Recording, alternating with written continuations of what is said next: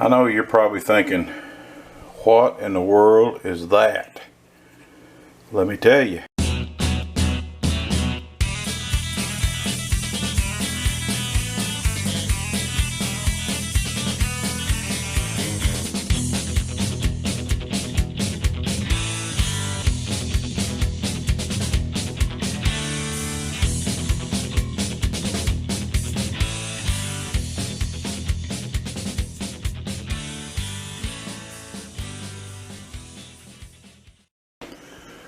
Those are tomatoes that we picked right before the frost last fall. They've been laying asleep in the bottom of the freezer.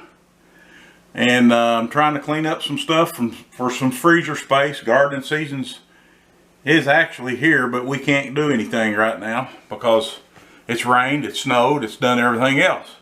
So today we're going to do something with these tomatoes. We're not going to let them go to waste. Let me show you what I got, and we'll take care of them little dudes. The only place I could make this fit on my cabinet was to open the dishwasher door. I got to make me a board. This is, if you've never seen one, this is a Victorio Pure-Air. And what it does is it purees these tomatoes. And what we're going to do today, we're going to take this, and I'll show you how it works here in a second. And we're going to make tomato sauce, and we're going to can it. Not going to do all of it today, but we're going to get the biggest part of it. As you've seen, the tomatoes I already have cored them, left the skins on, left the seeds in. This little jewel right here will take care of all that, so we won't have to worry about that. So let me get you set up, and we'll puree some tomatoes. All right. All we do, throw these tomatoes in the hopper, and you start turning. You got this little deal here, you squash them down in there. And what this is going to do, you see a bunch of water coming through there, but you're going to see these have just been frozen, so they're full of water. And the thing about it is we'll separate the juice from the pulp, and we'll can the pulp for sauce. And that juice that you see coming out of there right now is actually tomato juice.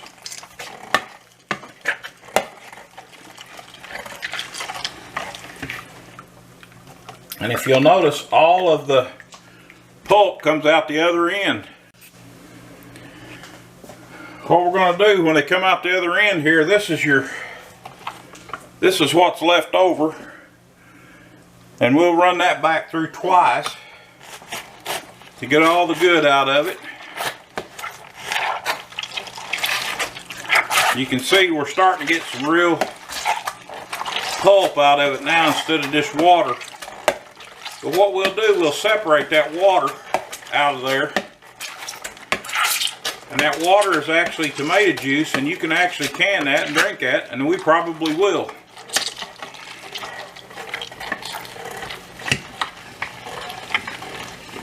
But you can see it's starting to thicken up now. We might run it through there 3 times, don't know. Let's see.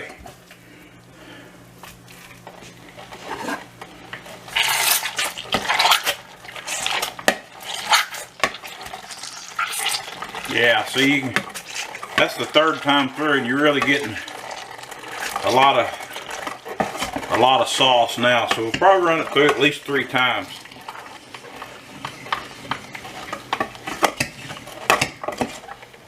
Let me bring you back when we get our pan full.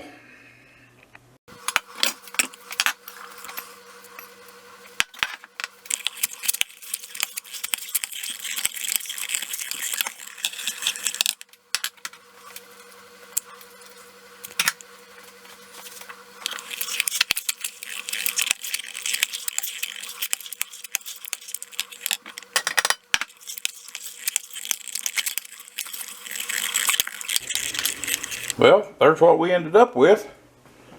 Not a bad little haul.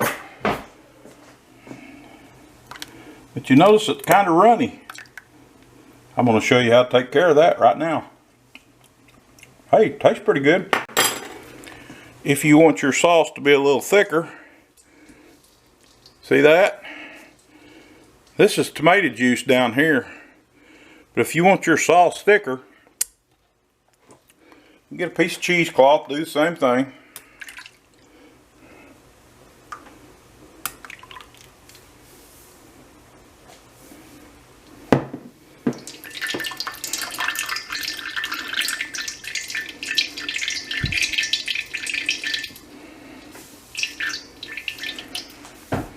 See how thick that's getting?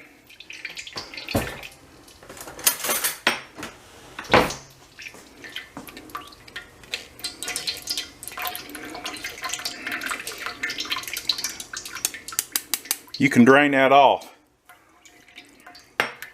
But I'll probably just cook mine down a little bit.